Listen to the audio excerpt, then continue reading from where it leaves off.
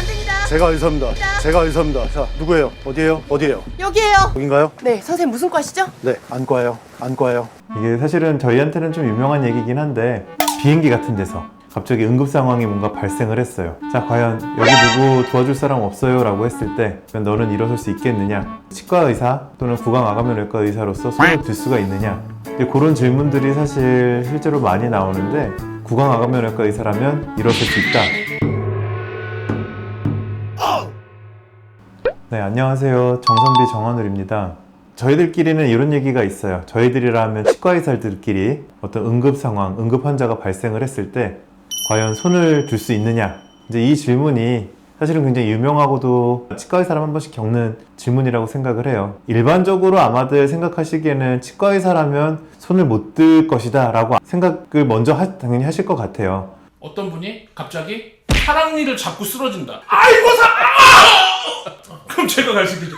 사실 이제 이 질문이 제가 이제 구강암암외과 전공하기 전에도 들었던 얘기예요. 치과 의사라는 상황에서는 사람마다 차이는 있겠지만 선뜻 나가기가 쉽지 않은 건 분명히 사실일 겁니다. 치과 의사도 똑같이 어떤 의학적인 지식들을 배웁니다. 분량의 차이는 치과에 치중이 돼 있다 뿐이지 사실 어떤 해부학이라든지 뭐 인체 기본적인 상황들, 어떤 응급 상황이나 이런 것들 다 사실 배우긴 합니다. 그런 면에서 구강암암외과 전문의로서 저는 이제 그런 상황들에 대해서는 최소한의 조치 정도는 할 수 있다라고 저는 생각을 합니다.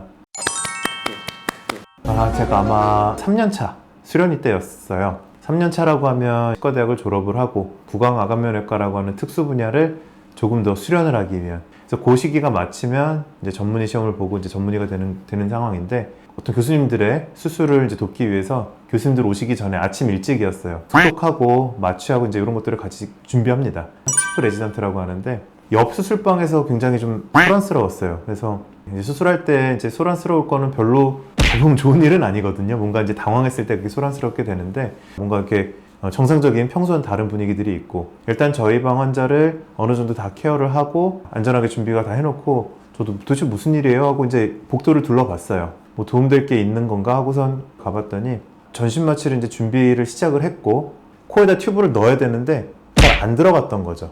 사실 코에다 튜브를 넣고 이런 것들이 테크닉이 많이 요하는데 잘 안 들어가서 산소 포화도라고 합니다. 우리가 이제 숨을 쉬게 되면 몸에 이제 산소가 얼마나 있는지 이런 것들이 측정이 되는데, 환자가 이제 전신마취 준비 그 단계가 되면은 내버려두면 환자는 저절로 숨을 안 쉬어요. 그 약들 때문에. 그래서 코로 빨리 튜브를 넣고 유지를 시켜야 되는데 환자는 스스로 숨은 안 쉬고. 근데 그 당시 보통 우리가 정상적인 수치는 한 뭐 97, 98, 99 뭐 이런 정도 보통 얘기를 합니다.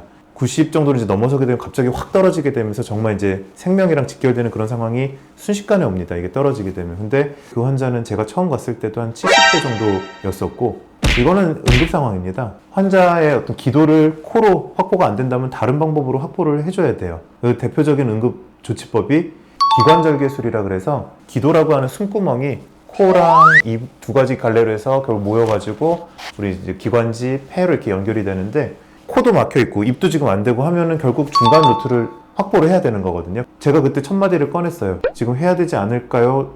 해주세요라고 그런 목소리가 다급하게 나오자마자 바로 이제 메스를 들고 기관절개술을, 응급 기관절개술을 그때 시행을 했었어요. 결과적으로 환자분은 안전하게 기도 확보가 돼서 뭐 그 이후로 이제 어떻게 이제 수술이 진행이 됐는데, 지금이야 제가 이제 이렇게 침착하게 말씀드리지만 제가 사실 응급의학과 전문의도 아니고, 다만 이제 제가 지금 말씀드리려는 건 뭐냐면, 치과 의사도 구강암암외과 의사라면 특히나 더더욱 그런 응급 상황들에 대한 공부도 굉장히 많이 합니다. 심폐소생술 경험이 있어요. 그것도 역시 제가 손꼽는 기억 중에 하나고, 이거는 제가 펠로우라고 있을 때, 펠로우라고 하는 건 임상 강사 또는 전임의 뭐 이런 이름들로 많이 얘기가 되는데, 전문의가 된 이후의 일이죠. 그날이 저희 월드컵 독일전.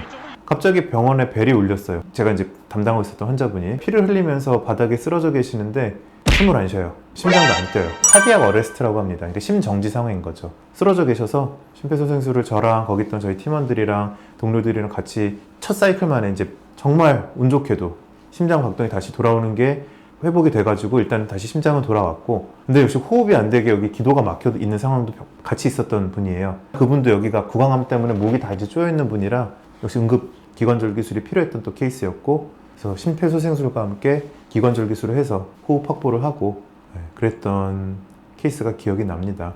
이 두 케이스 모두 다 제가 뭐 어떤 특별한 그렇다기보다도 그만큼 이제 구강암외과 의사들, 치과 의사들도 똑같은 교육을 받고, 다만 이제 구강암외과 의사들은 수술적인 환자들, 입원 환자들 접하기 때문에 그런 상황들이 아무래도 좀 빈도수가 높을 수밖에 없고, 구독과 좋아요 부탁드립니다.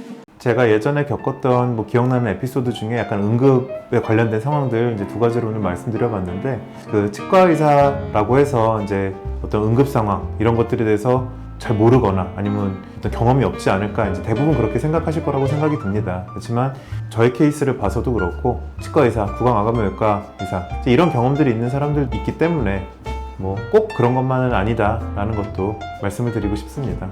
그래서 지금까지 정선비 정한울이었습니다. 감사합니다.